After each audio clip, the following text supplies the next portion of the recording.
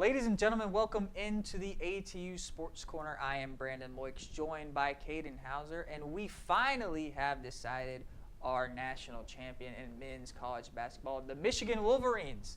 After a dominant performance in the NCAA tournament, up to the final, get the job done against the Huskies. Caden, how you feeling? You know, I'm enthusiastic for Michigan because they had a great season. They deserve it. They were very dominant all throughout the year. Yaxel Lindeborg was probably the best player, or definitely top 3 in college basketball all season. You can argue Cameron Boozer, A.J. DeBansta, other people in the mix, but Yaxel Lindeborg had a complete season. And he didn't play great in this championship game, I will say. He shot 4 for 13, and he admitted it. He said at halftime, then he doubled down after the game. He said, yeah, I still sucked. So, I mean, just to see that honesty was great. Of course, still happy to win the championship. He doesn't care about stats too much. He just knows he's going to get that ring on his finger. Great for Yaxel. I think Dusty May deserves it. I think he's a great coach. Proved that at Florida Atlantic. And now, I mean, coaching proves true in March Madness. We've talked about this in weeks previous. And Dan Hurley was a great coach as well. He told the ref during the game, he said, you better look at me while I'm talking to you because I'm the best coach in the sport. And Dusty May, I think he just plainly outcoached him. I think Michigan was great. Controlled the game the whole time. UConn never really made a true push outside of the probably first 10 minutes in the first half. Michigan held that 6 to 10 point lead throughout the game. Great win for Michigan. Yeah, Michigan, I think, has really been the best team in the country all throughout the year. A lot of teams, there's just like a team that gets hot in the NCAA tournament, or the team that has been the best team all regular season doesn't quite perform up to their standards in the tournament. That was not the case this year. The Wolverines were number 1 in a lot of advanced metrics, in the eye test for me as well. And they get the job done pretty handily in every single game other than this one. They won this one by 6, but they didn't play another close game. They were absolutely dominant, especially in that win over Arizona. That was super impressive. But I think that the style of play that this Michigan team has is indicative of the way college basketball is moving right now. It was pretty similar to that Florida team last year where they have a lot of size and a lot of athleticism. Mara, Lindeborg, and Johnson are all very good athletes at their size, and I think that was really the difference in this game, not only being able to outrun a team, but also just being bigger than them. Yeah, I think the rim protection for Michigan, outstanding. I mean, anytime UConn tried to get to the rack, Terrace Reed around the basket, they could just never get around Mara. I mean, he's just a deterrent in that paint. Paint defense was amazing. 6 steals, 6 blocks for the Michigan defense, and they were 2 for 15 from downtown, 13% from 3. They won a national championship last night, hitting 2 3-pointers. What do you think of that? It's crazy. I think there was a lot of fatigue in this game, to be honest, and obviously we talked about Lindeborg's injury. Solo Ball was banged up as well. I think these teams are really limping to the finish line here. So I do understand why it was such a grinded out type of game. But the Wolverines were able to get it done. But another historic program in college basketball, the North Carolina Tar Heels have found their next head coach, and it's not a hire from within like we are accustomed to seeing from UNC.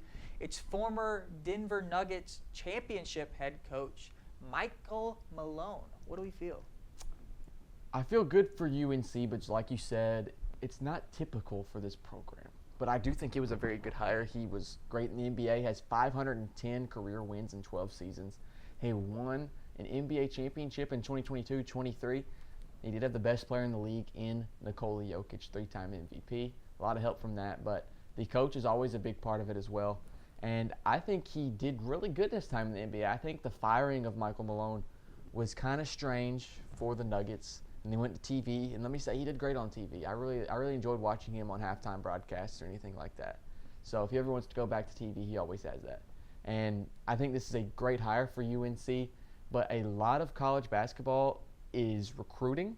And, of course, you can pay players now, but that's going to be really different from how he would persuade players in the NBA to come to the Nuggets. And that was more so agents negotiating there. And it's going to be really different for him to persuade players to come play for the Tar Heels. And it's going to be an adjustment, as you see Bill Belichick for UNC. He struggled coming from the pro level. So it's going to be interesting to see how he handles the recruitment process. Yeah, there's always a lot of discussion whenever guys go from the pros to college and vice versa about recruiting and the differences between the pros and college, recruiting obviously being the biggest one. But I think with NIL being as prominent as it is today, I think that really makes coaches feel more confident about their abilities, because honestly a lot of coaches who are great for years in the college level don't really know how to handle this NIL situation exactly. So I think it's a little bit of an unknown for everybody. So I think with UNC having, I'm sure, just a ridiculous amount of NIL money to come, I don't think Mike Malone is too worried about that aspect. I think a big candidate for this job, in my opinion, was one, Nate Oates at Alabama. He re-signed. I think that's great for the Crimson Tide. I think UNC is a lot better job. And another is a man that his front office just got wiped out. We won't get into that, but that's Billy Donovan. Bulls cleaned house yesterday a little bit. And I thought Billy Donovan, he is great in college basketball when he used to be at Florida. Won some national championships. Thought he could come to UNC. Decides to hold off on that job. Didn't really have much interest outside of just the rumors. Would you like the hire of Billy Donovan more than the hire of Michael Malone? You know, I'm not sure, because it's been a long time since Billy Donovan had all of that college level success. And to be quite frank, he hasn't had a ton of success at the NBA level. But speaking of teams not having success at the NBA level, the Memphis Grizzlies made 29 three-pointers last night, which ties the NBA record, and they didn't win the game. In fact, they lost by 16 to Cleveland. The Grizzlies are just having an absolutely bizarre season, and this is another factor in it. Yeah, and then when you look at the Grizzlies lineup that was out there, they shot 29 for 59 from three, by the way. And that's just insane at that you took 63s in a ball game, even though I know it's what the NBA is now, is just chucking threes. And made 29 of them, though. And the leaders of that were Lucas Williamson. That's right, he was starting. Number 55, Lucas Williamson. Olivier Maxence Prosper. And Derek Whitehead, who's on a 10-day contract. Former Duke Blue Devil, who was in there in the weird years where Duke wasn't just great. So this roster, they were just throwing players out there. Walter Clayton is the brightest spot on that roster right now, and he only played 25 minutes of that. G.G. Jackson only played 18, and he started. They're playing these guys that aren't even very good, which I'm sure they're not tanking, but they're sure not trying to win ball games. So, you know, they lost by 16 after making 29 three-pointers. I really don't know what's going on in Memphis. It's a little embarrassing. And they are dealing with some injury stuff, and there's all kinds of weird situations surrounding that team. And honestly, I don't know, with the media lately, it feels like there's weird stuff surrounding Memphis in general. But another aspect of the NBA that's been a little bit weird lately is the Eastern Conference. We've got a bit of a log jam out east, especially at the 6 to 9 range. We'll take a look at the standings here. We've got, 4 teams with 43 wins, and I think any of these teams really could end up at any of those spots. What do you see happening with these teams? I see one of these seeds, whoever ends up in that 8 seed spot, no matter who it is, I think they can put up a fight against a 1-seeded Pistons. Whoever has the 2, that's going to be rough, because I think the Celtics are the best team in the Eastern Conference. And I'm not going to say it's not close, but I think they're really good. And this was supposed to be the gap year. Whoever gets the Knicks, whoever gets Cleveland, prime position to get upset in a 7-game series, especially for the Charlotte Hornets or if you're the Atlanta Hawks. I think both those teams have been phenomenal. And I think the additions to both teams have been great, or the subtractions for the Hawks and taking away Kristaps Porzingis and taking away Trae Young from that roster kind of added some more youth and just a new brand of basketball in Atlanta. And Charlotte now, they have LaMelo Ball, who has been rather healthy this season, Mark Williams as well, and Con Kneppel, potential Rookie of the Year.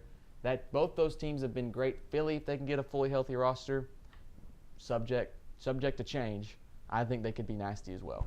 Yeah, Philly is obviously super dangerous just because of the talent that team has where they have all their guys on the floor. Paul George, all the suspension stuff has been out. Joel Embiid, obviously his injury stuff, but when they have those two as well as Tyrese Maxey, it's hard to say that there's anyone that they can't beat out east. But if I'm one of these teams, I'm trying to dodge Boston at all costs. Boston has been arguably the best team in the East even before Jason Tatum came back. And now that Tatum's here, I want no part of those guys, to be honest with you. Yeah, the Celtics are by far and away, I think, the best team in the East. And it's either them or the Pistons. I will never be a believer in the New York Knicks unless they're an MSG. And Cleveland, they've yet to prove to me in the playoffs, which has really only been this year and last year, that they've been good with this new crew. And they added in James Harden, who is not playoff successful. We've talked about that before. So Cleveland will have to prove it to me before I trust them. Last year they were the 1 seed and did not do very good. So Celtics right now, clear favorite in the East, in my opinion. Well, speaking of clear favorites, there is not one anymore in the Rookie of the Year race. Cooper Flagg has gone absolutely nuclear over the last 2 games. He's had 45 and 51 in these last 2, 45 last night over the Lakers on national television. Actually, excuse me, that was Sunday night. But the Mavericks obviously are not having the type of success they hoped for this year. But the thing with Cooper Flagg, man, this guy is just playing at a super high level. And the most impressive part you'll see in these videos is the in-between game. Cooper Flagg, really as a prospect, was not seen as a guy who had the best in-between game. It was a lot of just get to the rim, play defense, and jump shooting potential. But the floater has been absolutely phenomenal in these last few games, and that's not something I really expected from him, and it's opened up a whole new part of his game. Yeah, I remember that floater. I've talked about that on the show earlier this year, getting that over Wemby when he's had success against the Spurs. And Cooper Flagg, don't get me wrong, he has been phenomenal. And just to check, this game against the Lakers, was that whenever Luke Kennard had a triple-double? There's no telling what's going on in those games with Luka and those guys out. Luke Kennard had a triple-double in 2026. I'm just going to put that out there for how crazy the season gets. 15, 16, and 11. 16 boards for Kennard is ridiculous. Luke Kennard. Sorry, I'm not going to get into that. Duke legend. Anyway, Luke Kennard, yeah. Cooper Flagg's been great. Both these guys went to Duke. It's just Dukies all around. And Cooper Flagg was great. He's averaging 21 points a game to Con's 18. Con has played 11 or 12 more games, I believe. And head-to-head, I think Con is just – I think he's been better. He's on the better team. When you look at the Hornets last year, they were not good. Add them to the team, they've been pretty good. Mavericks, they were supposed to be good. A lot of this is out of Cooper Flagg's control with them trading Anthony Davis to Washington, Kyrie being out the whole season. It's kind of been him and like Brandon Williams running the show, so hasn't really been in his control to what's happening in Dallas. But Con Kneppel has made a huge impact in Charlotte. So me personally, if I was getting a vote, I'm taking Con Kneppel still. Yeah, I agree with that point. But I will say if Cooper Flagg keeps this up, which I mean it's kind of impossible to keep up nearly 50 points a night, but it's going to be hard to deny him if he continues playing in this manner. But we're going to go to break, but after that, we're going to come back with a little game we like to call NBA Connections. We'll see you after this.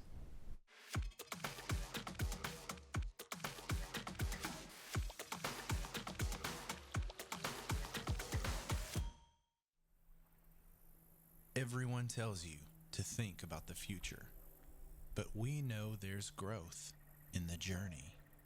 At ATU, we value this moment because here, nature becomes your classroom. So breathe it in. You've got this.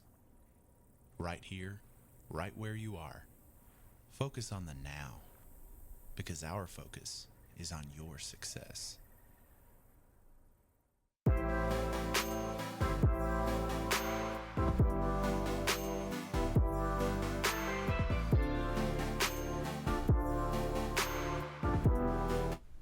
Ladies and gentlemen, welcome back. We're going to end our show today with a little bit of a game. We're calling it NBA Connections. We are going to be building a starting five using only players who have played with each other. We're going to start out with a random number generator, 1 through 30, that will give us our first NBA team to start. We're going to pick one guy from that team, and then from there, we're going to have to pick players that that guy has played with, and then the next player who they have played with, and so on. So, Caden, I'm going to let you start out first. I'm going to generate a team for you. We're going to go 1 through 30. And 26, that's not a great omen for you. So that is going to be 30, 29, 28, 27, 26. The Sacramento Kings. Not a great start. What's your thought process here? Off the bat, I'm going to set us up nice. I will say you can take a player who is not currently in his prime, in their prime form, which I feel like is very important for the Sacramento Kings. Setting us up nice here. OKC legend, my man, besides Shea. Brody, let's go Russell Westbrook to start off. Like you said, not his prime, but that's going to open up a window of opportunities for great players. We can basically just build the 2012-13 Thunder and have a great team. But we'll start off with MVP Russell Westbrook. I think that's a great start, especially for getting the 26th best team in the NBA. Yeah, it is a little bit of a save that Russ is on that team, despite the fact he's not really the player he used to be. But I am now going to generate for myself, and I got number 9. Let's see here. 1, 2, 3, 4, 5, 6, 7, 8, 9. The Houston Rockets. So that's a really easy pick for me as well. I'm going to go with Kevin Durant. Not a lot of debate there, I don't think. As much as I love Amin Thompson, I don't think he's quite that guy yet. Neither is Şengün. So I am going to take Kevin Durant. Get me some size and shooting to start out here. So, Caden, what's your thought process here for a Russell Westbrook teammate? Can't take Kevin Durant. Yeah, I was about to say, you just took mine. So I guess we'll go to the other great teammate of Russell Westbrook. And I'm going to – ooh, just good thought. I was going to take James Harden, but, I'm going to take LeBron James. Oh, I knew that you didn't think of LeBron. I was sitting here waiting I just thought on of you the to Laker forget him. time. I was about to take James Harden or, Bradley Beal or something. But I could hear it in your voice that I you know. forgot LeBron. I was about to take James Harden. I was like, he went to the Lakers, didn't he? So we'll take the second best player of all time in LeBron James. I call him the best, but this is neither the time nor place to have that debate. And now I've got a little bit of a think to have because I'm considering Steph Curry. But if I go to Steph Curry, who am I going to take as his teammate? Would I want to go with Klay Thompson? Would I want to go with someone else? But, you know what? I'm not going to think too hard about it. I think I am just going to go with Steph Curry here. I think that's a safe option. He's had a lot of great teammates, even if you're just keeping it in the Warriors clubhouse. Yeah, well, you have to keep it in the Warriors clubhouse somewhat because he hasn't played for anyone else. I don't think there's any Davidson guys that are quite worth taking. Let's see who's my. Okay, got LeBron. Got a lot of great teammates for that. My choices are gonna be. I think I'm deciding between here Dwayne Wade and Luka. That's where my head's at right now. I'm now missing a lot of great players that of course LeBron has played with. But just off the top of my head, I'm gonna take his current teammate. I'm gonna take Luka Doncic. That actually just foiled my plan a little bit, which is weird just thinking of the players that I have right now. But there was a thought process I was going through. I was like, Boogie Cousins played for the Warriors, which is actually going to be my next pick. I was going to say, we do need some bigs. We got a lot of great guards here, but we don't have a lot of big men. I was thinking about going Boogie, AD, and then to Luka. Actually, that doesn't work. Who am I kidding? They were traded for each other. What am I talking about? All right, so now I'm at. I'm taking Boogie Cousins. No, I'm at Luka. All right. It kind of puts me in a little bit of a dead space since he's only been at a few stops. And you already have LeBron. Exactly. But he was teammates with Kyrie Irving for a little bit, and that could open a little bit more of a window. So, I have a great path to this. I'm taking Kyrie Irving and getting him and LeBron back together. I'm taking all guards. So I was going to say defense is going to be a little dicey so far. You're going to have to go with a big. I think I see what you're thinking about going. But I'm going to take Anthony Davis here as Boogie Cousins' teammate. Of course, played together in New Orleans. Anthony Davis, probably the greatest Pelican of all time. Not going to put too much thought into it there. We're getting some big men. So we're down to our last picks here. Okay, so I got Kyrie now. And I'm thinking Celtics time period. So I'm probably just gonna go safe and take Jason Tatum. Give us a forward. Who's playing the 5? Who's playing Anthony Davis? You don't have Anthony Davis. I have Anthony Davis. LeBron. Okay. LeBron's running my 5. So you're just going pure best player available here. It feels like we can run small ball. Okay. Well, I think I'm going to take all players who were on the Warriors except for Anthony Davis, because as Anthony Davis's teammate, I'm going to take Dallas Maverick Klay Thompson as my 2 guard, because that is the position I am missing. So that leaves my starting lineup as Steph Curry, Klay Thompson, Kevin Durant, Anthony Davis, and Boogie Cousins. And you are going to get bullied inside, sir, because what is your team? I have it written down. I figured you would write your own team down, but here we are. You have Russell Westbrook, Luka Doncic, LeBron, Kyrie Irving, and Jason Tatum. You might not get a rebound. LeBron can rebound. Tatum can rebound. Russ averaged a triple-double. I have the What are we 3 doing? tallest players. When does size is only relevant in my opinion right now? Well, of course it's relevant, but college basketball, this ain't college basketball. We don't need a Daimara. NBA, we can run small ball. Like, this is the Rockets. Boogie and AD are putting you under the basket, bro. But y'all aren't gonna be able It's to. food down It's there. prime Luka. And you can't even crash the paint because I got Steph Curry, Klay Thompson, and Kevin Durant on the outside. I got Luka Doncic. I got Kyrie Irving. I got Russell Westbrook. Good luck. You're gonna have no. You're not. I'm gonna have better spacing and more size, bro. But you're not gonna stop me I on am. offense. Anthony Davis is gonna sit in the paint, and it's gonna be great. So who are you leaving open at the 3-point line? I'm playing 4-1 zone. I don't know. This is why I'm not a coach, but I believe we are out of time here today. Thank you guys so much for watching. A very interesting new segment that we're trying out here, but that's all we got for you. See you next time.